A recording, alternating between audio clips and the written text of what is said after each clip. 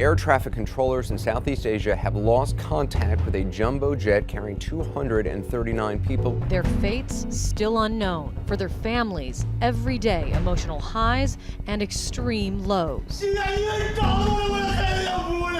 The Malaysia Maritime Enforcement Agency also spotted oil slicks in the South China Sea. Malaysian authorities, meanwhile, have identified 2 passengers traveling on stolen passports. Police say there's no evidence the 2 young men were part of any terrorist group. We have now learned that the plane was way off course when it disappeared, that the plane had almost done a complete U-turn.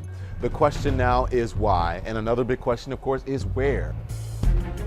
All right, good night. Those are the last words heard from the cockpit of Flight 370. One of the first questions for investigators, who were the 2 men at the controls of Flight 370? Sir, can you tell us what you were doing inside the house?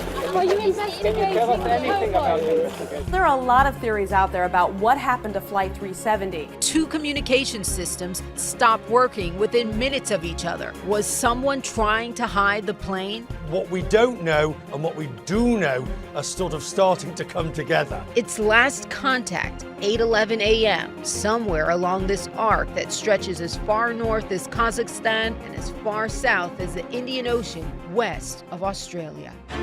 The focus of Australia's search efforts now are trying to locate 2 pieces of debris spotted in satellite information. It is probably the best lead we have right now, but we need to get there, find them, see them, assess them to know whether it's really meaningful or not. 9,000 miles searched, but nothing to show for it, for 5 planes scouring the vast waters of the Indian Ocean. It's about the most inaccessible spot that you could imagine on the face of the Earth. But if there is anything down there, we will find it.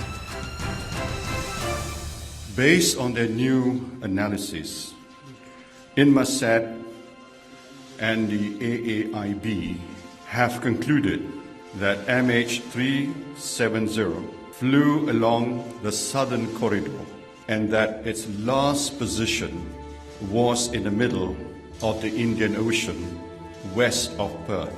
This is a remote location, far from any possible landing sites.